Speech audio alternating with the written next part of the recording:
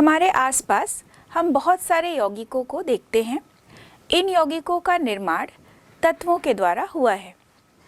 जैसा कि आपने रासायनिक आबंधन पाठ में पढ़ाई है विभिन्न प्रकार के यौगिकों के बारे में, जैसे सहसंयोजी यौगिक या आयनिक यौगिक, तो इनके बीच सहसंयोजक बंध या आयनिक बंध का निर्माण होता है और इस प्रकार से यौगिकों का भी निर्माण होता है। और इन्हीं यौगिकों की वजह से हमारे जो पूरी जीवन शैली होती है वो प्रभावित भी होती है और हम सभी इस प्रकार के यौगिकों से घिरे हुए हैं। बिना इन यौगिकों के हम अपने जीवन की कल्पना नहीं कर सकते हैं। इन यौगिकों के निर्माण में वास्तव में जिन तत्वों का योगदान होता है उन तत्वों की खोज लगभग 118 तत्वों की खोज आज तक हो चुकी है। इन सभी तत्वों की विशेषताएं भी अलग अलग होती हैं। यहाँ हमने कुछ तत्वों के बारे में, कुछ यौगिकों के बारे में पढ़ा है। विशेष रूप से हमने नाइट्रोजन, ऑक्सीजन, कार्बन, इनसे बने कई सहसंयोजक यौगिकों के बारे में पढ़ा है। जैसा कि हमने सहसंयोजक यौगिक में एक उदाहरण पढ़ा था अमोनिया का, तो अमोनिया का जो सूत्र है वो NH3 है और यह अमोनिया एक सहसंयोजी यौगिक है जिसका निर्माण नाइट्रोजन और हाइड्रोजन से हुआ है। जब यह नाइट्रोजन हाइड्रोजन से हुआ, नाइट्रोजन हाइड्रोजन के बीच एकल बंध का निर्माण हुआ और इस प्रकार से NH3 एक यौगिक का निर्माण हुआ। इसी तरह से हमने जल देखा, जल भी एक यौगिक है, H2O इसका सूत्र है जिसमें हाइड्रोजन, ऑक्सीजन और हाइड्रोजन, तो ऑक्सीजन और हाइड्रोजन के बीच भी एकल बंध का निर्माण हुआ और दूसरी तरफ भी ऑक्सीजन और हाइड्रोजन के बीच भी एकल बंध का निर्माण हुआ और यहाँ पर साझेदारी से बंध का निर्माण हुआ और इस प्रकार H2O एक सहसंयोजी यौगिक है। ऐसे ही कई यौगिकों के बारे में हमने जाना रासायनिक आबंधन वाले पाठ में। तो यहाँ पर हम कुछ ऐसे और यौगिकों के बारे में पढ़ेंगे जो सिर्फ कार्बन और हाइड्रोजन से ही बने होते हैं। तो कार्बन और हाइड्रोजन दो ऐसे तत्व हैं जिनसे बने कई सारे सहसंयोजी यौगिक हैं। वास्तव में ऐसे जो पूरे एक श्रृंखला है या इस प्रकार का जो एक पूरा परिवार है जिसमें केवल ऐसे ही यौगिक होते हैं जो केवल और केवल कार्बन एवं हाइड्रोजन से बने होते हैं। ऐसे यौगिकों की जो पूरी एक श्रृंखला है जिसे हम हाइड्रोकार्बन नाम से जानते हैं। तो जैसा नाम से स्पष्ट है हाइड्रोकार्बन, तो ऐसे यौगिक जिनमें हाइड्रोजन और कार्बन हो, तो इस प्रकार के यौगिकों को हम कहते हैं हाइड्रोकार्बन। अब यहाँ पर हम ये समझने का प्रयास करते हैं कि वास्तव में कार्बन में ऐसी क्या क्षमता होती है या ऐसा कौन सा गुण होता है जो कार्बन इतने प्रकार के यौगिकों का निर्माण कर सकता है। और देखा जाए तो कार्बन ही एक ऐसा तत्व है जिसमें इस प्रकार का गुण पाया जाता है कि वो कई परमाणुओं के साथ मिलकर कार्बन की ही एक लंबी श्रृंखला का निर्माण कर सकते हैं और इस प्रकार के गुण को ही श्रृंखलन का गुण भी कहा जाता है। तो कार्बन और हाइड्रोजन दो ऐसे तत्व हैं जो आपस में मिलकर कई प्रकार के यौगिकों का निर्माण कर सकते हैं और जो हाइड्रोजन है वह नाइट्रोजन, ऑक्सीजन, इनके साथ भी यौगिक बनाते हैं लेकिन इसकी संख्या बहुत ही कम होती है। हाइड्रोजन जो है वो अमोनिया बनाता है, जल बनाता है, लेकिन हम देख रहे हैं कि हाइड्रोजन से बनने वाले जो यौगिक है दूसरे तत्वों के साथ वो उनकी संख्या जो है वो प्रकृति में बहुत ही कम है। लेकिन कार्बन जो है उसकी ये क्षमता होती है कि वो हाइड्रोजन के साथ मिलकर कई प्रकार के यौगिक बना सकते हैं जिसे हम हाइड्रोकार्बन कहते हैं। ये गुण जो है वो कार्बन क्यों दर्शाता है इस पर हम बात करेंगे। तो सबसे पहले हम कार्बन की लंबी श्रृंखला बनाने की जो प्रवृत्ति है उस पर हम चर्चा करते हैं। तो ये जो प्रवृत्ति है जिसमें कार्बन एक लंबी श्रृंखला बना सकते हैं इसे हम श्रृंखलन या कैटिनेशन कहते हैं। तो हाइड्रोकार्बन का जो सबसे सरलतम हाइड्रोकार्बन माना जाता है वह है मीथेन, जिसका सूत्र होता है CH4। यहाँ पर हम देख रहे हैं कि कार्बन हाइड्रोजन के साथ एकल बंध बनाए हुए है और चारों तरफ यह हाइड्रोजन से एकल बंध से जुड़ा हुआ है, तो CH4 इसका सूत्र है। यहाँ पर हम देख रहे हैं कि यदि पूरे मीथेन में एक हाइड्रोजन परमाणु को हटा दिया जाए तो ये जो पूरा समूह है CH4 से एक H हटाने के बाद जो नया समूह तैयार होता है CH3। अब इस CH3 के साथ हमने यहाँ पर एक बॉन्ड दर्शाया है। इस बॉन्ड का यह अर्थ है यह बंध जो है वह दूसरे किसी तत्व से या किसी दूसरे समूह से जुड़ेगा, क्योंकि कार्बन की जो संयोजकता होती है वह 4 होती है। कार्बन का जो परमाणु क्रमांक है वह 6 है। जब हम इसे विभाजित करते हैं, इसका इलेक्ट्रॉनिक विन्यास बनाते हैं तो 2 और 4 लिखते हैं। तो यहाँ पर हम देख रहे हैं कि अष्टक पूरा करने के लिए इसे 4 इलेक्ट्रॉनों की आवश्यकता है और ये 4 इलेक्ट्रॉन ये साझेदारी से पूर्ण करते हैं अपनी। तो कार्बन एक ऐसा तत्व है जो साझेदारी से अपने अष्टक को पूरा करता है और ये चारों तरफ से दूसरे तत्व या समूह से एकल बंध से जुड़ा होता है। यहाँ पर हम बात करते हैं मेथेन से बना हुआ मेथिल समूह की। तो मेथेन में जब हम देख रहे हैं कि एक H हटा देने पर CH3 समूह बना जिसमें एकल बंध है। अब यह CH3 समूह मेथिल कहलाता है। तो जब मेथेन है, मेथेन से एक H हटा दिए तो हटाने के बाद यहाँ बनता है मेथिल, CH3 पर एक बॉन्ड लगा हुआ है। यहाँ पर यदि हम मेथेन में से एक H हटा दें और उस H को हटाकर हम H की जगह पर CH3 लगा दें तो वास्तव में यह एक नया सूत्र बन जाएगा, एक नया यौगिक बन जाएगा CH3, यानी इस C से भी 3 H जुड़ा हुआ है और इस C से भी हम देख रहे हैं कि 3 H जुड़ा हुआ है। यहाँ पर हम देख रहे हैं कि कार्बन की संख्या 2 हो गई और हाइड्रोजन की संख्या जो है वो 6 हो गई। तो ये जो बना है वह कार्बन के 2 परमाणुओं से बना है और साथ ही इसकी संयोजकता को पूर्ण करने के लिए इसके चारों तरफ हम देख रहे हैं कि एकल बंध है और एकल बंध से यह हाइड्रोजन से भी जुड़ा है और एकल बंध से यह कार्बन से भी जुड़ा है।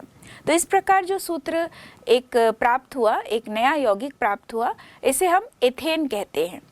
तो हम ये कह सकते हैं कि एक मेथेन से H हटाकर उस H की जगह पर हम एक मेथिल ग्रुप जोड़ देते हैं तो मेथेन ही एथेन में परिवर्तित हो जाता है। ये जो मेथिल समूह है, यदि इसे हम लगातार मेथेन जैसे सरलतम जो यौगिक है उसमें लगाते रहें एक एक H को हटाकर, तो यहीं से हाइड्रोकार्बन की एक लंबी श्रृंखला का निर्माण प्रारंभ हो जाता है। तो यहाँ पर हमने देखा कि एक हम सरलतम हाइड्रोकार्बन मेथेन से किस प्रकार एथेन प्राप्त कर सकते हैं। तो यहाँ पर यह हमने देखा कि कार्बन एक लंबी श्रृंखला में जो परिवर्तित हो रहा है वह मेथेन के H को हटाकर मेथिल के जोड़ देने पर मेथेन से ही एथेन के बनने पर हुआ। इसी प्रकार यदि हम श्रृंखला को और बढ़ाएं तो हमें किस प्रकार के यौगिक प्राप्त होंगे, इस पर हम बात करते हैं। चलिए देखें कि यदि हम एथेन में ही एक CH3 और लगा दें तो एथेन जो है उसमें हम देख रहे हैं कि एक कार्बन और जुड़ जाता है। तो यहाँ पर यदि हम इसके अणुसूत्र को देखेंगे तो कार्बन की संख्या हो गई 3 तो C3 होगा और H की संख्या जो है यहाँ पर 8 हो गई तो C3H8 जो कि प्रोपेन को दर्शाता है।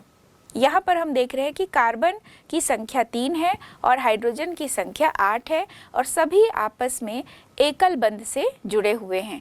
तो यहाँ पर हम हाइड्रोकार्बन के एक ऐसे परिवार की बात करते हैं जहाँ पर केवल एकल बंध से ही सभी कार्बन परमाणु और एकल बंध से ही कार्बन से जुड़े हुए जो हाइड्रोजन हैं वह जुड़े हैं और ये कार्बन की संयोजकता को पूर्ण कर रहे हैं। कार्बन की संयोजकता जो है वो 4 होती है और हम सब तरफ से ये देख रहे हैं कि कार्बन की संयोजकता जो है वो पूर्ण हो गई। चाहे हम मेथेन लें, एथेन लें या प्रोपेन लें, ये तीनों ही जो यौगिक हमने देखा ये मेथिल समूह को लगातार यदि हम जोड़ते जाते हैं एक एक H को हटाते हुए तो एक कार्बन की लंबी श्रृंखला प्राप्त होती है और यह एक संतृप्त हाइड्रोकार्बन की श्रृंखला है जिसमें कार्बन कार्बन के बीच एकल बंध हमें देखने को मिलता है। यहाँ पर हम श्रृंखलन को परिभाषित कर सकते हैं कि कार्बन एक ऐसा तत्व है जो अपने ही परमाणु के साथ और अन्य तत्वों के परमाणुओं के साथ साथ अपने ही कार्बन परमाणुओं के साथ प्रबल आबंध बनाता है। तो ये जो कार्बन है इसके इस तरह के बंध बनाने की क्षमता के कारण ही इसमें श्रृंखलन का गुण पाया जाता है। श्रृंखलन के इस गुण के कारण ही हम ये पाते हैं कि पृथ्वी पर जो कार्बन से बने हुए यौगिकों की संख्या बहुत अधिक होती है अन्य किसी भी तत्वों से मिलकर बने हुए यौगिकों की तुलना में। तो कार्बन में यह गुण होता है कि वह आपस में भी जुड़े, आपस में अपने परमाणुओं से भी जुड़ता है, साथ ही वह दूसरे तत्वों के साथ जुड़कर भी कई प्रकार के यौगिकों का निर्माण कर सकता है। यहाँ पर हम यदि बंध की बात करते हैं तो कार्बन कार्बन के बीच एकल बंध है। यदि हम एक लंबी श्रृंखला बनाते जाते हैं तो लंबी श्रृंखला बनाने में बहुत अधिक जगह भी लगता है और इस प्रकार की संरचना सूत्र को लिखना भी थोड़ा कठिन हो जाता है। तो हाइड्रोकार्बन का जो संघनित निरूपण है उसे हम देखेंगे कि वास्तव में हाइड्रोकार्बन को जब हम दर्शाएंगे तो एक संघनित निरूपण किस प्रकार से किया जा सकता है, यानी हम किसी भी हाइड्रोकार्बन के सूत्र को कॉम्पैक्ट रूप में कैसे लिख सकते हैं, संघनित रूप में हम कैसे निरूपित कर सकते हैं, व्यक्त कर सकते हैं, इसे हम सीखेंगे। अब तक हमने हाइड्रोकार्बन को दर्शाने के लिए इस प्रकार के संरचना सूत्र को देखा कि कार्बन हाइड्रोजन के मध्य एकल बंध है, हाइड्रोजन और कार्बन आपस में एकल बंध से जुड़े हैं या कार्बन कार्बन भी आपस में एकल बंध से जुड़ा हुआ है। यदि हम CH3 को लिखते हैं तो CH3 CH तीन तरफ है और इसी C से जुड़ा हुआ एक और C है, यहाँ भी हम देख रहे हैं कि 3 हाइड्रोजन से जुड़ा है। यहाँ पर यदि CH3 को बढ़ाते जाएं तो देखते हैं कि एक बॉन्ड के साथ यदि बढ़ाते जाएंगे तो एक लंबी हाइड्रोकार्बन की श्रृंखला बनती है। तो इसे हम संघनित रूप में कैसे लिख सकते हैं? तो यदि हमें लगातार कार्बन की श्रृंखला बढ़ाते जानी है तो यहाँ पर बंध को यदि हम नहीं भी लिखते हैं तो भी ये माना जाता है कि वास्तव में इनके बीच में बंध का निर्माण हुआ है। जैसे यदि हमें एथेन को दर्शाना है तो C2H6 इसका सूत्र होता है। यदि हम इसे संघनित रूप में दर्शाएंगे तो ऐसे भी लिख सकते हैं CH3CH3। यदि यहाँ पर हम देखते हैं कि CH3 की ही एक लंबी श्रृंखला जुड़ रही है और मान लीजिए कि हमें 6 कार्बन वाला एक श्रृंखला बनाना है तो CH3 CH2 CH2 CH2 CH2 CH3। यहाँ पर हम देख रहे हैं कि बीच में 4 CH2 है और दोनों तरफ CH3 है। ये जो दोनों एंड पर CH3 जुड़ा हुआ है इसका क्या अर्थ है? दोनों एंड पर जो CH3 है वो CH3 C के साथ H के साथ हम देख रहे हैं कि C और H के बीच एकल बंध का निर्माण हुआ है और कार्बन की संयोजकता जो है वो 4 होती है। तो ये जो अंतिम शिरा या प्रारंभ का जो शिरा है यहाँ पर CH3 और अंतिम सिरे में भी CH3, लेकिन बीच में हम देख रहे हैं CH2 CH2 CH2 CH2 यानी 4 CH2 है। तो कुल यहाँ पर कार्बन परमाणुओं की संख्या हो गई 6। यदि हम इसे पूरे बंध के साथ दर्शाते हैं तो ये काफ़ी जगह लेता है। यदि हम इसे ऐसा भी लिखें CH3 CH2 CH2 CH2 CH2 CH3, यहाँ इसको संघनित रूप में भी हम लिख सकते हैं और संघनित कर सकते हैं, जैसे CH3 CH2 होल 4 और CH3। तो यहाँ जो हमने बीच में CH2 होल 4 लिखा यानी 4 को पादांक के रूप में लिखा, वास्तव में ये दर्शाता है कि बीच में जो CH2 है उसकी कुल संख्या 4 है और दोनों एंड पर CH3 है। तो यदि हम इसे काउंट करेंगे तो बीच में 4 5 और ये हो गया 6। तो टोटल कार्बन परमाणुओं की संख्या यहाँ 6 हो गई।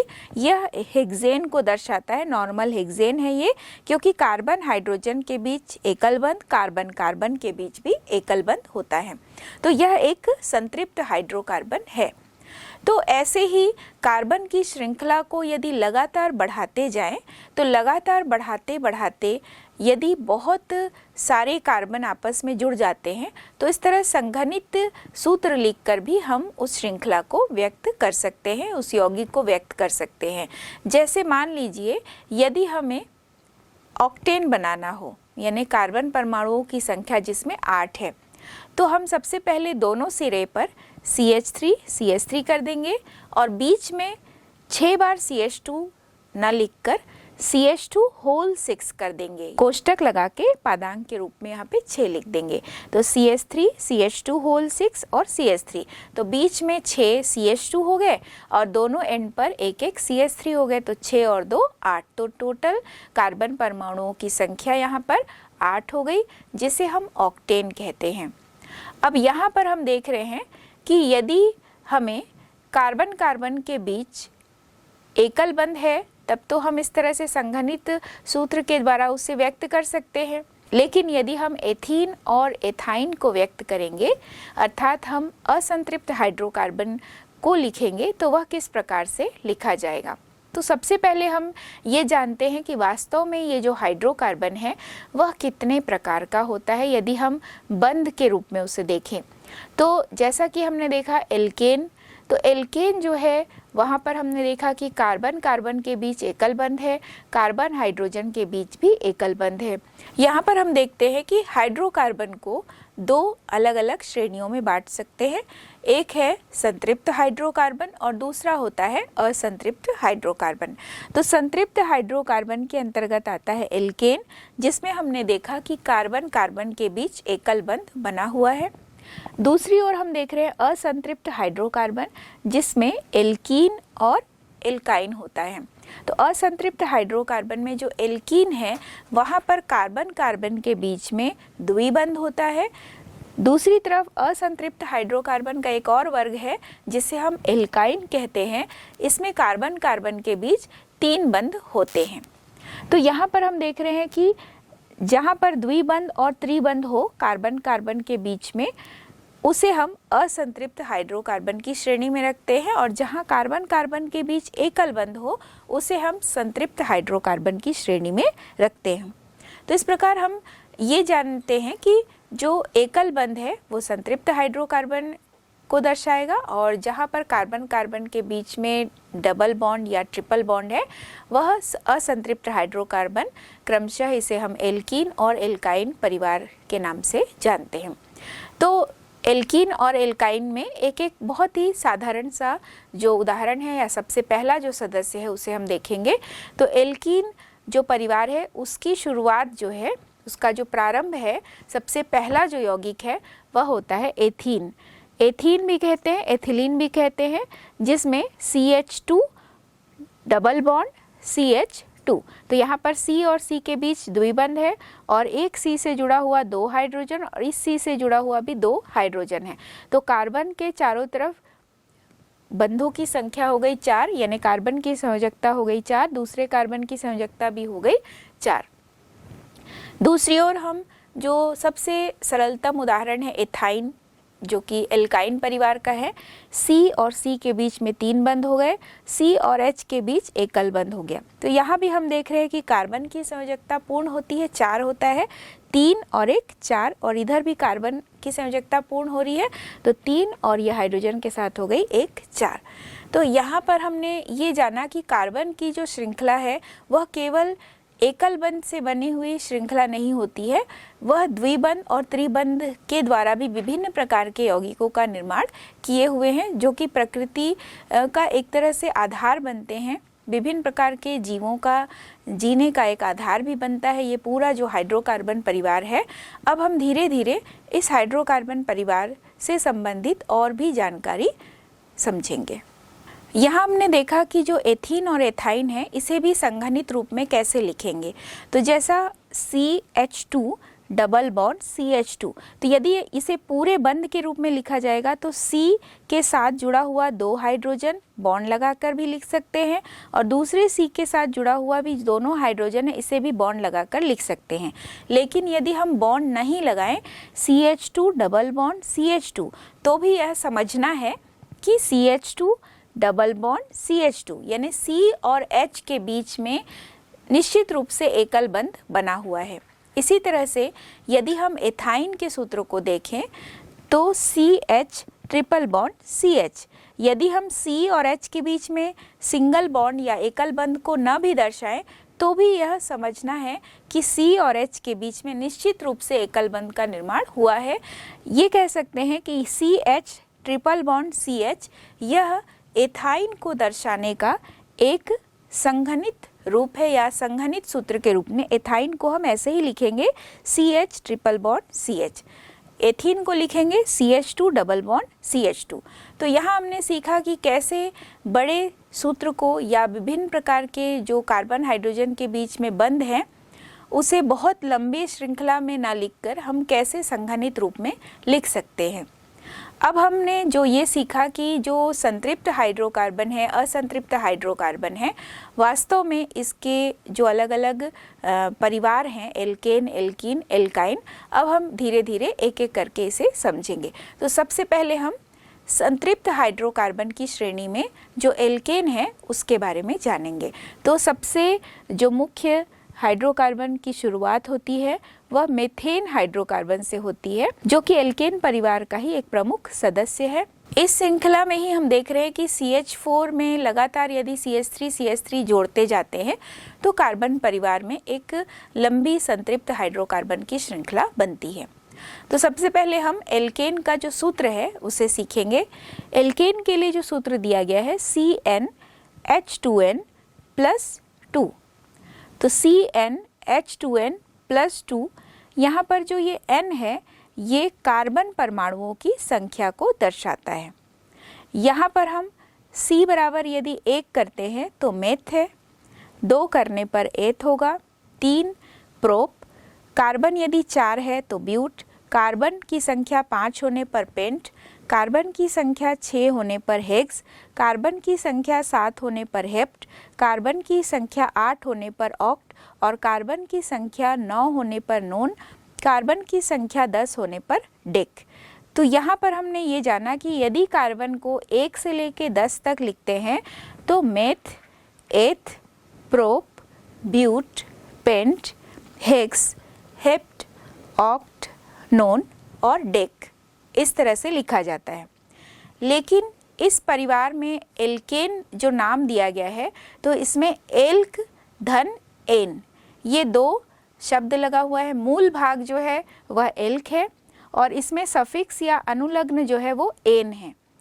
तो यदि हम मेथ धन एन करेंगे तो इसका नाम हो जाएगा मिथेन, यदि हम एथ धन एन करेंगे तो एथेन, यदि हम प्रोप धन एन करेंगे तो प्रोपेन, यदि हम ब्यूट धन एन करेंगे तो ब्यूटेन, यदि हम पेंट धन एन करेंगे तो पेंटेन, हेक्स धन एन करेंगे तो हेक्सेन, हेप्ट धन एन करेंगे तो हेप्टेन, ऑक्ट धन एन करेंगे तो ऑक्टेन, नोन धन एन करेंगे तो नोनेन और डेक धन एन करेंगे तो डेकेन। तो यहाँ पर हम देख रहे हैं कि किस प्रकार से कार्बन की संख्या बढ़ाते जाते हैं तो नए नए हाइड्रोकार्बन हमें प्राप्त होते हैं। इनका सूत्र हम कैसे लिख सकते हैं? जो हमने सामान्य सूत्र देखा CnH2n+2, तो यदि n बराबर 1 करते हैं तो C के नीचे 1 लिखेंगे, H2n+2 तो यहाँ पर 2 × 1 + 2 तो H के नीचे हो जाएगा 4 तो CH4 हो गया मेथेन।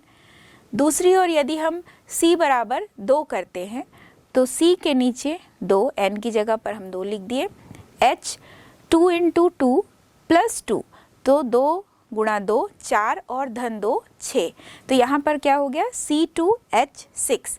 तो C2H6 को हम संघनित रूप में जब इसके सूत्र को लिखते हैं तो CH3 भी लिखा जा सकता है और यदि बंध के रूप में लिखते हैं तो CH 3H जुड़ा हुआ है, C के साथ 3H जुड़ा हुआ है, ऐसे भी लिख सकते हैं। तो नंबर ऑफ कार्बन एटम जैसे जैसे बढ़ता जा रहा है एल्केन परिवार के विभिन्न सदस्यों को सूत्र के रूप में या संघनित सूत्र के रूप में हम लिख सकते हैं और उसका नाम भी बदलता जाता है। यदि हम बीच से किसी एक सदस्य का सूत्र जानना चाहते हैं, जैसे मान लीजिए हम कार्बन बराबर 5 यानी कार्बन परमाणुओं की संख्या यदि 5 होगी तो वह किस प्रकार का हाइड्रोकार्बन बनाएगा, तो पेंट 5 कार्बन परमाणु को हम पेंट कहते हैं और एल लगाने पर पेंटेन होता है। तो इसका जो सूत्र होगा कार्बन के नीचे लिखेंगे 5, हाइड्रोजन 2 × 5 + 2 तो C5H12 ये सूत्र होगा इसमें, यानी कार्बन परमाणुओं की संख्या 5 हो गई। कार्बन आपस में सीधी श्रृंखला से जुड़ी हुई है, माने सिंगल बॉन्ड से वो जुड़ा हुआ है और हाइड्रोजन के साथ भी वो सिंगल बॉन्ड से जुड़ा हुआ है। यदि हम पेंटेन को संघनित सूत्र के रूप में लिखेंगे तो CH3 CH2 होल 3 कर देंगे और एंड में भी लिख देंगे CH3। तो 2 CH3 दोनों तरफ और बीच में CH2 होल 3 हो गया। तो 3 और 2 5, तो कुल कार्बन परमाणुओं की संख्या यहाँ पर हो गई 5। तो ऐसे ही हम लगातार यदि श्रृंखला को बढ़ाते जाएं, जैसे यदि हम ऑक्टेन लिखना चाहते हैं तो CH3 एंड में भी CH3 और बीच में CH2 होल 6 कर देंगे। तो इधर भी CH3 और लास्ट में भी CH3 और बीच में 6 CH2 हो गए। तो 6 और 2 8, तो कुल कार्बन परमाणुओं की संख्या यहाँ पर 8 हो गई, जिसे हम ऑक्टेन भी कहते हैं। तो यहाँ पर हमने विभिन्न अणु सूत्रों को जाना। इन अणु सूत्रों में हमने ये देखा कि इसका जो सामान्य सूत्र है इसे हम CnH2n+2 के नाम से जानते हैं। और इस एल्केन के परिवार में हम देखते हैं कि कार्बन के जितने भी परमाणु आपस में जुड़े हुए हैं वे सभी एकल बंध से जुड़े हुए हैं और कार्बन और हाइड्रोजन आपस में एकल बंध से जुड़े होते हैं। तो इस पूरे परिवार को हम कह सकते हैं कि यह एक सजातीय श्रेणी है, यानी लगातार हम देख रहे हैं कि कार्बन परमाणुओं की संख्या तो बढ़ती है लेकिन सभी यौगिकों में जो बंध का प्रकार है वह एकल ही है और सभी लगातार कार्बन परमाणु की संख्या बढ़ती जा रही है, उसके साथ साथ हाइड्रोजन परमाणु की संख्या भी बढ़ती जा रही है, लेकिन एक निश्चित क्रम में कार्बन और हाइड्रोजन की संख्या में वृद्धि होती है। जैसे यदि हम देखें CH4 C2H6, तो CH4 से C2H6 बनने में एक कार्बन और 2 हाइड्रोजन जुड़ता है, यानी कि CH2 का अंतर देखने को मिलता है। यदि हम C2H6 के बाद C3H8 देखें तो यहाँ भी हम देख रहे हैं कि एक C और 2 H बढ़ा, यानी तीनों में हम जब देखते हैं तो CH2 का अंतर देखने को मिलता है। तो यहाँ पर हमने देखा कि जब मेथेन, एथेन और प्रोपेन या ब्यूटेन, पेंटेन, हेक्सेन, इसकी एक लंबी श्रृंखला यदि हम बनाते हैं, पूरे परिवार को देखते हैं, तो सभी में हम देख रहे हैं कि CH2 का अंतर देखने को मिलता है। तो यह एक सजातीय श्रेणी को दर्शाता है। तो यहाँ हम सजातीय श्रेणी को परिभाषित कर सकते हैं कि यौगिकों की वह श्रृंखला जिनमें निकटतम सदस्य के जो जोड़ों के बीच ऐसा संबंध होता है कि यहाँ पर हम देख रहे हैं कि सभी एक दूसरे से एक निश्चित क्रमबद्ध तरीके से जुड़े हैं, यानी सभी के बीच में CH2 का अंतर होता है। तो सभी एल्केनों का जो सामान्य निकटतम सदस्यों के जोड़ों में ऐसा संबंध हो, उस श्रृंखला को हम सजातीय श्रेणी कहते हैं। तो इस परिवार में हम देख रहे हैं कि जो क्रमागत या जो निकटतम सदस्य हैं वहाँ पर CH2 इकाई का अंतर देखने को मिलता है। अब यदि हम इस CH2 इकाई के द्रव्यमान को देखें तो कार्बन का जो परमाणु भार है वह 12 है और हाइड्रोजन का जो परमाणु भार है वह 1 है, लेकिन चूंकि H की संख्या 2 है CH2 में, तो H 1 × 2 + 12, तो 12 + 2 = 14 यूनिफाइड मास। यहाँ पर हम देख रहे हैं कि यदि दो क्रमागत सदस्य के बीच CH2 का अंतर है तो दो क्रमागत सदस्यों के बीच 14 यूनिफाइड मास का अंतर भी देखने को मिलता है।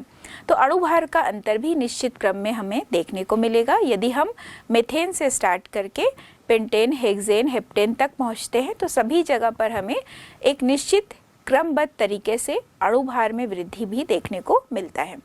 तो यहाँ पर हम एक क्रमिक परिवर्तन को देखते हैं और इस क्रमिक परिवर्तन के आधार पर ही इसके भौतिक गुणों में भी क्रमबद्धता देखने को मिलती है।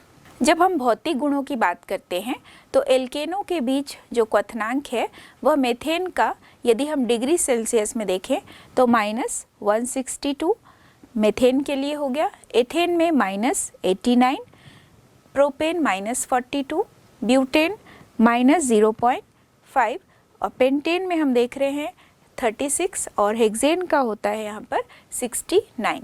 तो यहाँ पर हम देख रहे हैं कि क्रमबद्ध तरीके से लगातार एल्केन का जो क्वथनांक है वह भी बढ़ता जा रहा है और एल्केन के क्वथनांक के बढ़ने का कारण भी कार्बन परमाणुओं की संख्या का लगातार बढ़ते जाना है और जैसे जैसे कार्बन परमाणु की संख्या बढ़ती जा रही है वैसे वैसे क्वथनांक भी बढ़ता जा रहा है। एक लंबी सतत श्रृंखला वाले जो एल्केन हैं उसका क्वथनांक छोटी श्रृंखला वाले एल्केन के क्वथनांक से अधिक देखने को मिल रहा है। तो यहाँ पर हम कह सकते हैं कि एल्केन का क्वथनांक उसके अणु भार पर निर्भर करता है। तो यहाँ पर हम देखते हैं कि जितने भी सजातीय सदस्य हैं उनके जो भौतिक गुणधर्म हैं उसमें क्रमिक और नियमित परिवर्तन पाया जाता है, और इसका कारण यही है कि दो क्रमागत सदस्यों के बीच CH2 इकाई का अंतर है और अणुभार में 14 यूनिफाइड मास का डिफरेंस अंतर देखने को मिलता है।